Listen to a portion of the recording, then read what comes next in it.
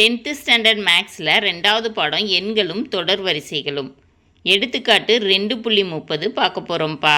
இந்த சேனலை சப்ஸ்கிரைப் பண்ணாத ஸ்டூடெண்ட்ஸ் சப்ஸ்கிரைப் பண்ணி சப்போர்ட் பண்ணுங்கப்பா. வாங்க கணக்குக்குள்ளே போகலாம். ஒரு தாய் தன்னிடம் உள்ள ரூபாய் 207 கூட்டுத்தொடர் வரிசையில் அமையும் 3 பாகங்களாக பிரித்து தனது 3 குழந்தைகளுக்கும் கொடுக்க விரும்பினார். அவற்றின் இரு சிறிய தொகைகளின் பெருக்கல் பலன் ரூபாய் 4623 ஆகும்.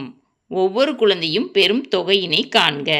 அதாவது ஒரு அம்மா அவங்கக்கிட்ட இருக்கிற 207 ரூபாயை 3 குழந்தைகளுக்கும் கூட்டுத்தொடர் வரிசையாக பிரித்து கொடுக்க நினைக்கிறாங்க. சரியா? அதில் 2 சின்ன நம்பர்களோட பெருக்கல் பலன் 4623. அப்போ ஒவ்வொரு குழந்தையும் எவ்வளவு தொகையினை பெறும்னு கண்டுபிடிக்க சொல்லியிருக்காங்க. சரியாப்பா? தீர்வு: 3 குழந்தைகள் பெரும் தொகை கூட்டுத்தொடர் வரிசையில் அமைந்தால் அவற்றை a - d a a + d என்க. சரியா? நம்மளா கன்சிடர் பண்ணிக்கணும். a - d a a + d. சரியா? கூடுதல் என்ன சொல்லியிருக்காங்க? 207. அப்போ இந்த 3 நம்பரையும் நம்ம என்ன செய்யணும்? கூட்டிக்கணும். a - d + a + a + d = 207. சரியா? இப்போ -dயும் +dயும் கேன்சல் ஆகிடும். ஏவை கூட்டிக்கணும். ஒரு a 2a 3a 3a = 207. இப்போ ஏ வேணும்னா பெருக்கல்ல இருக்கிற 3 ஆப்போசிட் சைடுக்கு போச்சுன்னா வகுத்தல்ல மாறிடும். சரியா? a = 207/3. 1 3 3 6 3 18 மிச்சம் 2 27 இருக்கும். 9 3 27. அப்போ a = 69. சரியாப்பா? அதுக்கு அடுத்து என்ன கொடுத்துருக்காங்க? சிறிய தொகையின் பெருக்கல் பலன். அப்போ இங்கே என்னப்பா சிறிய தொகை? a - dயும் ஏயும் தான். a + d பெரிய தொகையாயிரும். சரியா? a - dயும் ஏயும் சிறிய தொகை. சரியாப்பா? இதை ரெண்டையும் பெருக்கணும். சிறிய தொகையின் பெருக்கல் பலன் = ரூபாய் 4623. a - d × a = 4623. ஏயோட மதிப்புகளை பிரதியிடணும். ஏக்கு என்னப்பா மதிப்பு கண்டுபிடிச்சோம்? 69. சரியா? 69 - d × 69 = 4623. இப்போது பெருக்கல்ல இருக்கிற 69 ஆப்போசிட் சைடுக்கு போகிறப்ப வகுத்தல்ல போயிடும். சரியாப்பா? அப்போ 69 - d = 4623/69. இப்போ 3ஆல் அடிக்கலாமா? 2 3 6 3 9. மேலேயும் 3ஆல் அடிக்கலாம். 1 3 3 மிச்சம் 1 16 இருக்குது. 5 3 15 மிச்சம் 1 12 இருக்கும். 4 3 12 1 3 3. சரியா?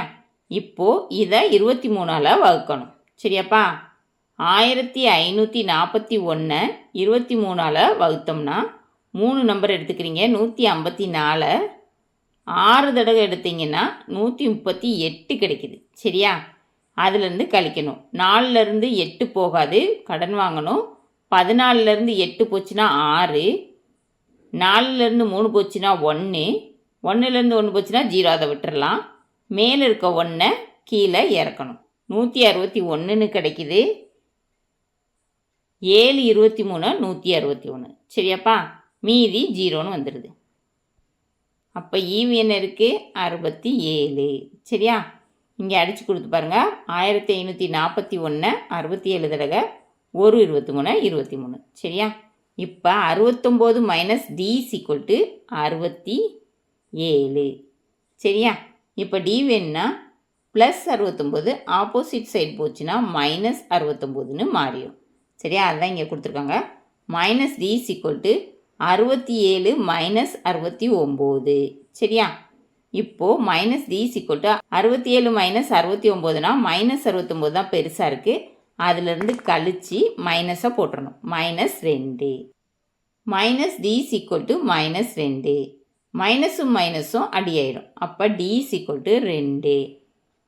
இப்போ குழந்தைகள் பெரும் தொகை கன்சிடர் பண்ணி வச்சுருக்கோம்ல 3 number. a - d a a + d. சரியா? ஏக்கும் மதிப்பு தெரியும், டிக்கும் மதிப்பு தெரியும். ஏக்கு என்னப்பா மதிப்பு கண்டுபிடிச்சோம்? 69. டிக்கு 2. 69 மைனஸ் 2. இங்கே 69 அப்படியே எழுதிக்கணும். 69 ப்ளஸ் 2. 69 மைனஸ் 2னா 67 ரூபாய். சரியா? 69 ரூபாய். அதுக்கடுத்து 69 ப்ளஸ் 2னா 71 ரூபாய். குழந்தைகள் பெறும் தொகை. சரியாப்பா? தாய் தன்னிடம் இருந்த ரூபாய் 207ஐ கூட்டுத்தொடர் வரிசையில் அமையும் 3 பாகங்களாக பிரித்து குழந்தைகளுக்கு கொடுத்த தொகை ரூபாய் 67, ரூபாய் 69, ரூபாய் 71. சரியா? கணக்கில் கேட்டிருந்ததை கண்டுபிடிச்சாச்சு. இந்த வீடியோ பிடிச்சிருந்துச்சுன்னா லைக் பண்ணுங்கள், ஷேர் பண்ணுங்கள், சப்ஸ்கிரைப் பண்ணுங்கள். ஓகேவாப்பா? Thank you students.